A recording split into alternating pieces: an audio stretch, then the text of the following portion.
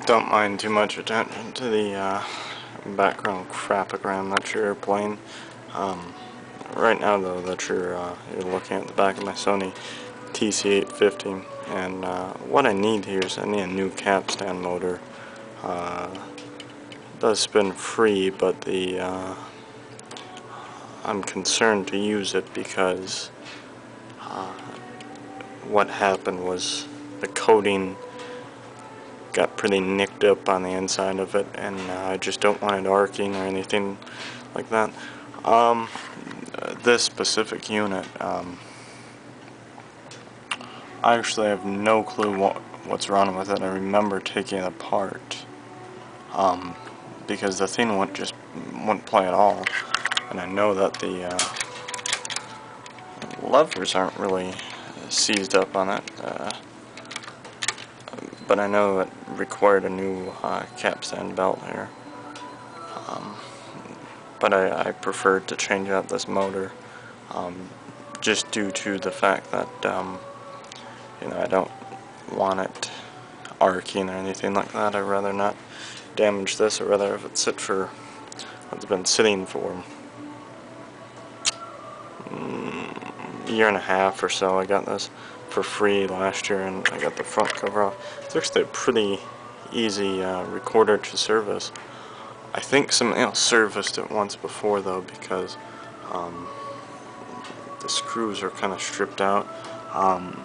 If you look at the transformer, they had used a washer down here that they never put back on that one, so I think this whole transformer was changed out at a time. Trying to think what else I see. That's this screw right here. I don't know if it's just Japanese quality or what, but this one up here looks like it's been stripped out. I don't know. This one down here, there's a screw down here that's been stripped out. You got this here. I don't know if that was originally, I don't know if that's originally how they did that or what, but I just get the capstan motor sitting in here. I've got the back plate for it, but I really would like to get a new motor just so I don't have to feel bad about that being all nicked up on the inside. I took it apart thinking it was bad bearings, but it's been so free I don't think it could be. Anyway, I've got other things I'm trying to work on. This Ampex 354 test bench is quite a mess. I've got this Grampian DH7 or DH9, what's it? No, DP4X, apparently 200 ohm. Like any new connector for the end of it, the connector completely went crappy. The wires kept breaking off, and then the whole thing just completely broke apart. Got my EMI recorder sitting up here. I gotta get new batteries from Battery Maker. But I'm currently looking for a power supply. I think it requires, if I remember, something like 160 volts or something for the HT. Mainly a concern, I don't want to power it up with a rectifier and have it blow a rectifier. I'd rather have a battery that's smoking rather than a rectifier burning up if anything's wrong with it.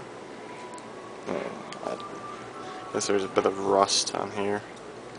It's the motor housing, though. It houses the motor in here. You got your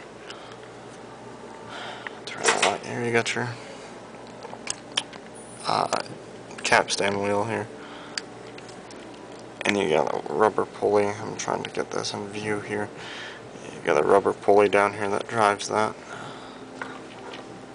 Actually, it runs nice that way. It slips the other way. Well, it's supposed to be like that. Anyway, and then I gotta go pick up from just a store, just a regular store. I'll pick up the C cells or D cells, I forget what they are. And then I've got this voice of music sitting up on its side here. That needs some new tubes or valves, as you'd say. I bought that on Fleabay and got kind of ripped off on that. Some of the tubes on it were like halfway good. Most of them were all good, but it's going to require, I think, $200. I think the belts should be changed out at this point. But you know, it's not necessary. Forgive me if you see any crap in the background. I'm doing a bit of cleaning out and selling Craigslist and such from old stuff we've had for years and stuff. But yeah, this is a bit of a project. I think I'm gonna take over. I gotta get new heads here. Let me come over here to the side of it. Built this whole big crate for this Ampex 354. And I know a guy in town that fixes those. The reel-to-reel stuff. I do a lot of the repairs, but some of it just gets too time consuming, and lack of some of the equipment to repair. The heads on this, I don't know if you can see all the way down here, but these heads are so bad that if I run my finger over it, I mean, you truly don't really feel a ridge on these. This one just looks, that one looks pretty bad. I'm trying to run my finger over. I haven't really actually felt it, more of a looked. The heads, playback one doesn't feel too bad. Record one's got a bit of a ridge at the bottom of it I'd be concerned about. I don't think the magnets are showing through too much in the... I've actually never known what a bad record head or a bad head at all was ever to look like, but I imagine if you look at this. I don't know if you can see that. I'm trying to get the shadow from the camera and me out of here. I don't know if you can see that, but looks like it's showing through pretty bad. You don't have any, like, if you look at this one, I'm looking at it right now, there's like a bit of, I don't know what it is, but there's a bit of something between the actual head itself and then the side. I'm trying to think how to describe this. This one's just basically open. You got an open gap in here on the sides. This one down here, this is all closed up, so I think that's right, but I don't know if a bad head like this, if you could ever have a bad enough head where it would actually damage your electronics. But these all should be replaced, so if you have a new head block, preferably head blocks, I don't have to go through in a line. But if you've got new heads, let me know. I'd definitely be happy to purchase those for... I'd be happy to spend $150, $200, something like that, to get this working again. The electronics are going to probably require something like $300 or $400 to get those working again, and I bought this at $400. So we're talking just to get this running, you know, $900 or something eventually. Probably once I get the whole thing recapped. Although I've seen one on eBay. I don't have a Fleabay account anymore due to get ripping. You know, I got ripped off so many times. I closed that, and then eBay went crazy, and I don't know, for some reason, I don't know, I can't get a eBay account back now after I got rid of it. It was odd. I couldn't explain it. Anyway,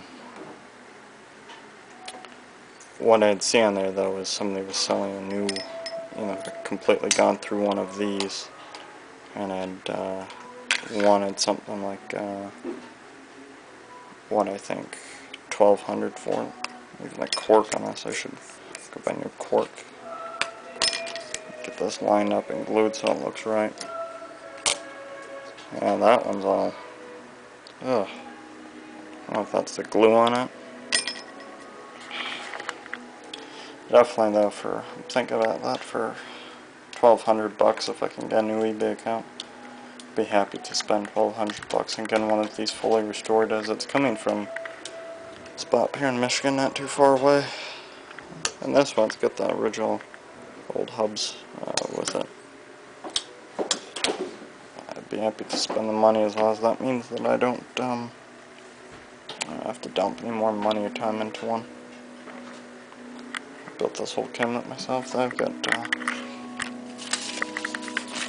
not a receipt. They're not gonna do any good. But I've got this. I'll try and...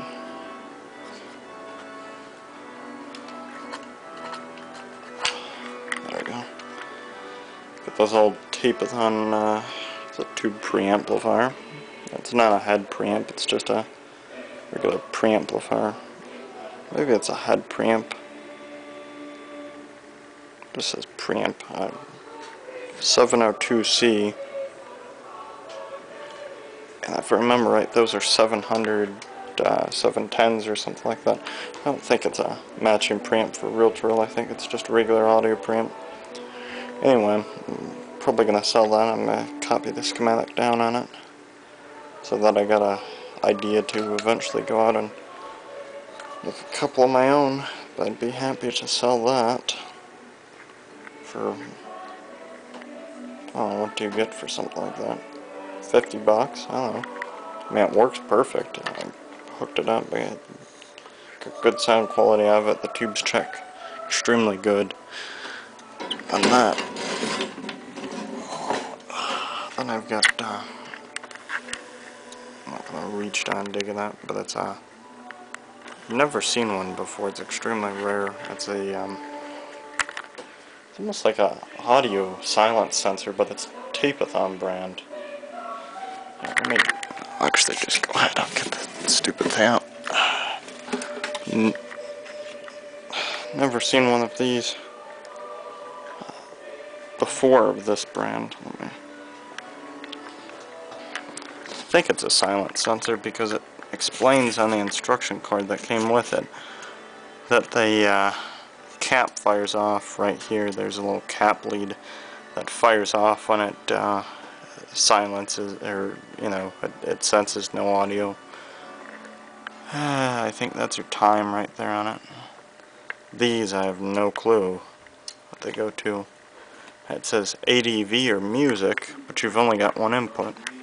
Interesting bit is this also says back here, this amplifier that I did a week ago, it's got ADV and music. But you can't interface that to that because it only has one input. So I have no clue how that works out. Anyway, if you've heard anything about anything like this, have any ideas on that, or want it, or whatever, I'd be happy to sell it. Any information would be appreciated. Thanks.